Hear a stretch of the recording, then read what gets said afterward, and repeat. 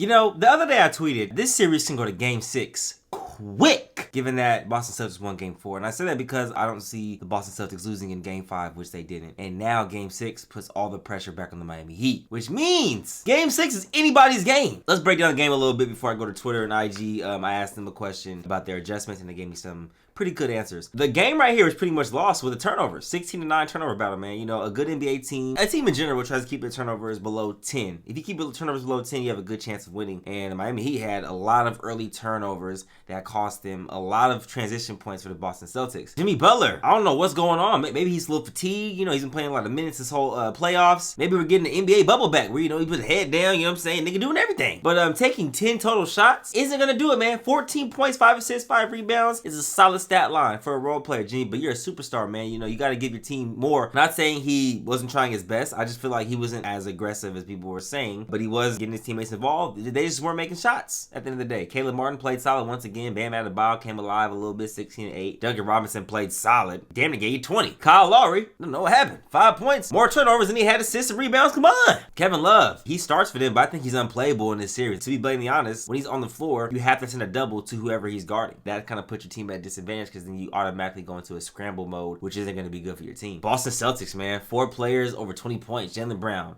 Marcus Smart, Derrick freaking White, and Jason Tatum. It sucks, man, because Malcolm Brogdon is dealing with a huge injury right now, so he's been a huge minus in terms of the statistical category, but hopefully he can get well, man, because this series can very well go 7. Are we going to see the first team to ever come back 3-0? That would be history. I told y'all, man, I think the script, if the Boston Celtics get ring 18. Oh! Al Horford, man, only had 6 points, but he was very dominant on the boards tonight. You know, I think that's his role in this series. If he could be dominant on the boards every single night to limit their offensive opportunities, I think that's going to yield well for the Boston Celtics in a lot of ways, because then you give more opportunities on the offensive end, you limit them, kind of slow their momentum down if they even get an ounce of momentum. So, can't be clapping up for Al Horford, man.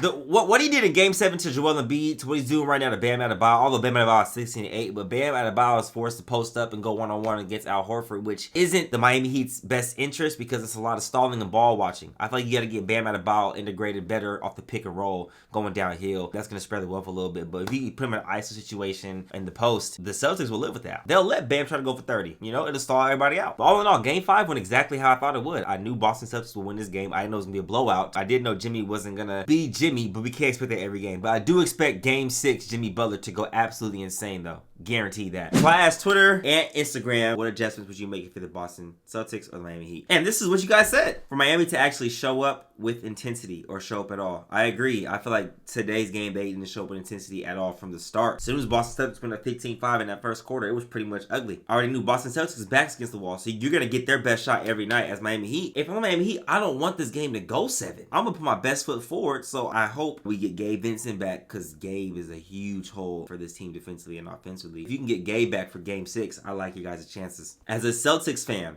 I would be worried about Vincent coming back. We need a way around that zone. Need a man on the tandem, Tatum at the high post. I think you guys are handling the zone pretty well a little bit. You guys are moving the ball a lot. But whenever Miami Heat goes into that zone, it's pretty simple zone principles, man. Get a big or get somebody who can play make in the middle of the floor, whether it be Marcus Smart, Grant Williams. Al Horford's actually a pretty solid playmaker from the middle. But you need somebody that you could throw into that middle that can play make. And I think they're doing a pretty good job of that. I think the Miami Heat are going to mix it up a little bit between man and zone again. They do have success with that zone, though. If the Celtics can't get that ball and penetrate the lane, it is going to be tough for them to score, especially in Miami. So we'll see. And then he said before the Heat, start the zone early, play Highsmith because he's a proven defender, let Tatum shoot threes. If he's not hitting, he went 1-6 today. That's actually a good analysis, man. I think if they start the game off in zone, I think it'll throw a wrench into the Boston Celtics. It'll also slow them down. That's primarily in the NBA what the zones are for, because teams can shoot, you know what I'm saying? They're NBA players, but the zone is predicated to slow down the offense of the other team. If Miami Heat starts off in the zone, that might actually be effective. So we'll see what adjustment they make there. So basically he's saying just let Tatum shoot threes, which means don't crowd him on the wing, which means give him a gap arm of space to get the shot off. And I'm not mad at that, actually. You live and die by the jump shot. You know, some days you might die by that thing. But if he hits that second or third three, now you're going to have to crowd that space, and now it's opening lanes for him and his teammates. Get healthy, stop turning the ball over, and stop giving up so many offensive rebounds. I agree. I wish getting healthy was easy, though. It's not just a snap of the fingers type of thing. You know, it's life, bro. It's part of the game. It's part of basketball. Sign Marcellus Howard. If you do that, put all your money, Game 7, Boston Boston Celtics win, because I tell you right now, you sign me, nigga. All right, we gonna be on the opposite side of history. Going with the smaller lineups to better play the switches on the perimeter. I want to go to what the other dude said.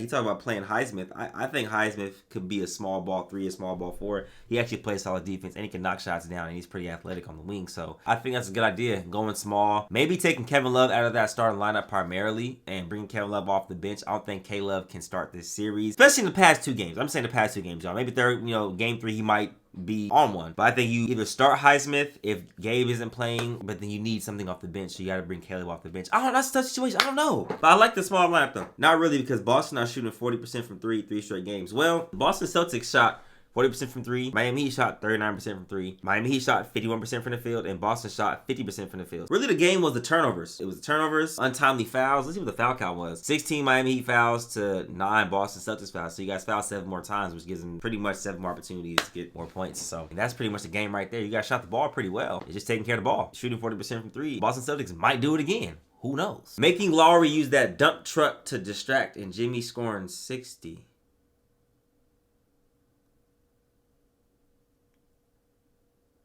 Why? Tell Tyler Hero come shoot left-handed. Well, you do that. You might lose by 40. But I think as a decoy, if you throw Tyler Hero out there as a decoy, that probably open the game up for Jimmy a lot more. But yeah, you guys made some good points, man. Appreciate you guys for watching. Make sure you like, share, subscribe, turn post notifications on. Boom Marcellus Howard. Once again, hit that like button and subscribe. I said that twice. Yeah, this is pretty fun. I like talking basketball, man. If you guys have any other questions, hit me on Twitter at Marcellus Howard, Instagram at Marcellus Howard, and let's just talk basketball. Let's talk hoops. Appreciate y'all. We out. You dig? Hey, this could go. So y'all keep playing around. This could go really on 7 right there. Let's say, but Jason Tatum throw that behind the back, no look pass again full court. The niggas is done. I'll tell you that right now.